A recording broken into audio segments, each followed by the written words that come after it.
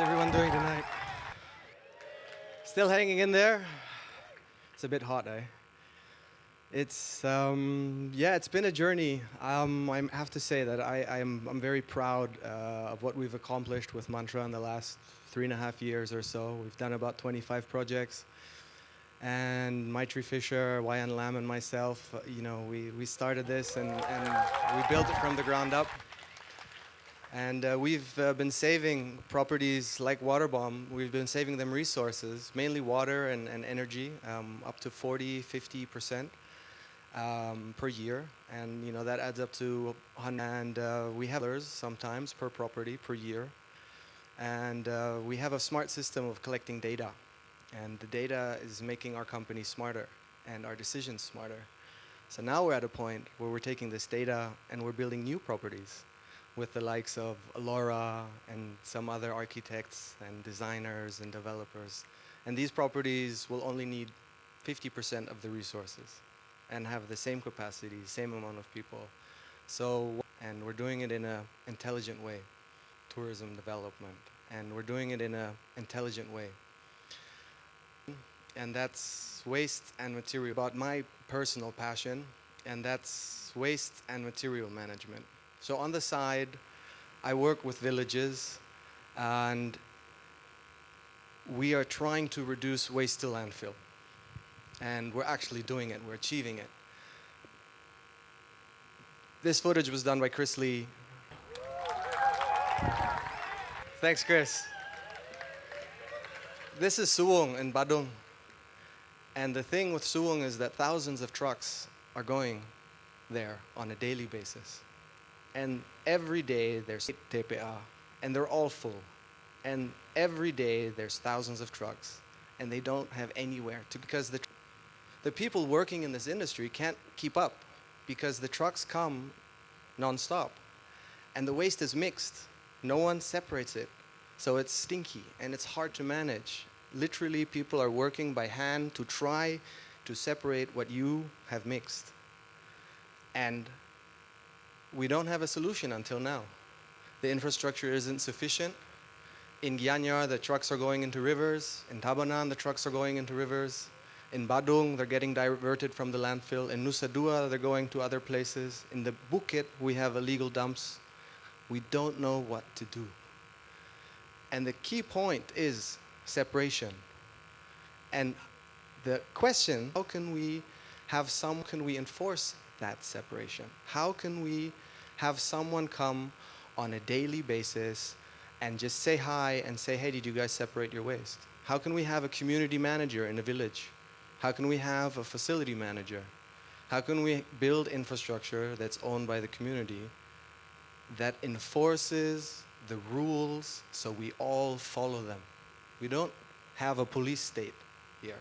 We, the desa, we, the community, enforce the law. We, the desa, we, the community, enforce the laws ourselves.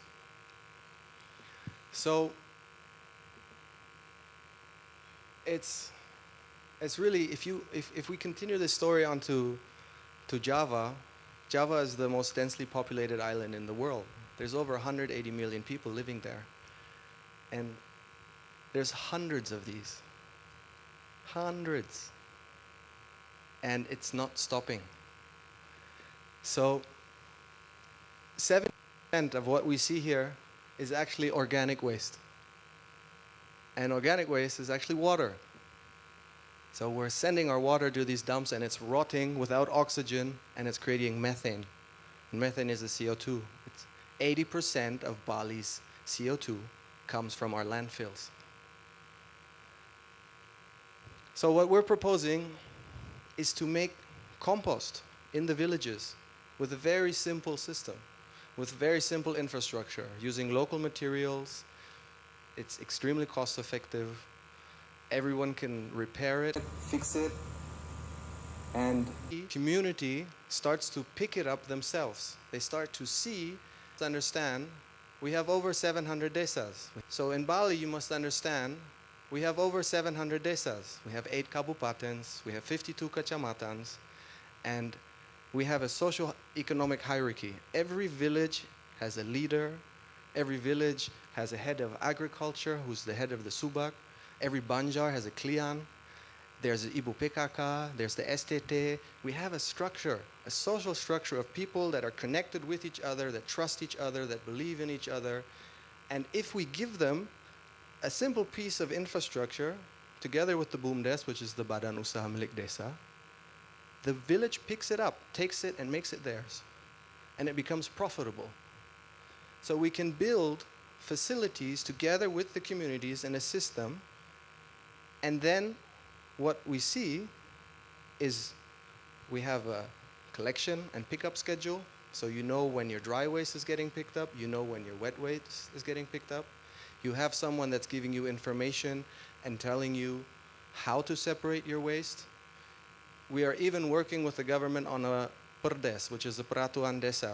It will be the first in Indonesia, so that waste is separated, and if you mix your waste, you can get fined. These to the government, and this story is being brought to the government. I'm working together with universities, doing case studies. We're building a software. We have an engineering team that is building these facilities.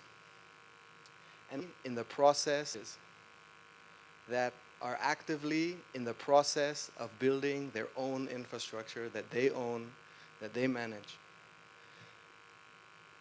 So Waterbom, for example, does about 30 tons of waste a month. But it's not waste, it's actually materials. When we started working here, everything was still getting mixed and there was no discipline. Now, we've reduced that by 90%.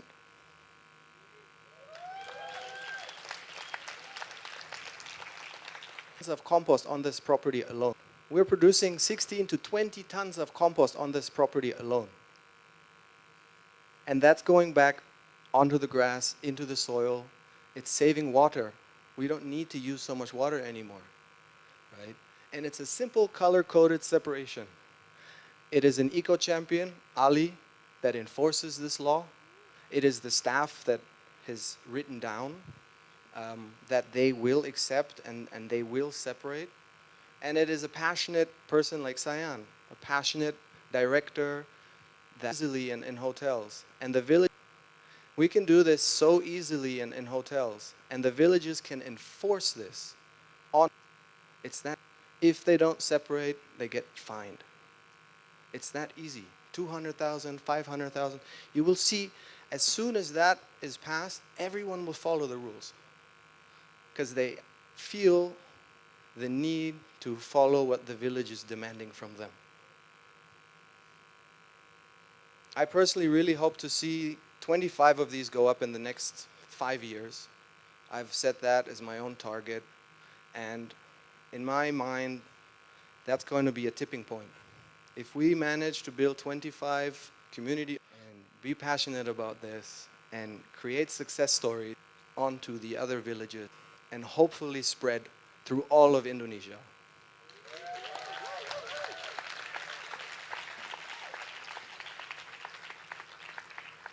So thank you for lending me your time, and thanks to Sayan and all of you other guys that have been such great supporters. I started off a fundraiser 2 years ago and got this all moving and grooving, and there's too many names. I can't name them all, but thank you all. And I hope you enjoy the movie Balancing the Waters that's coming up. I'm basically the last guy, so you guys are relieved. No more talks. Yeah. But thank you. Thanks a lot.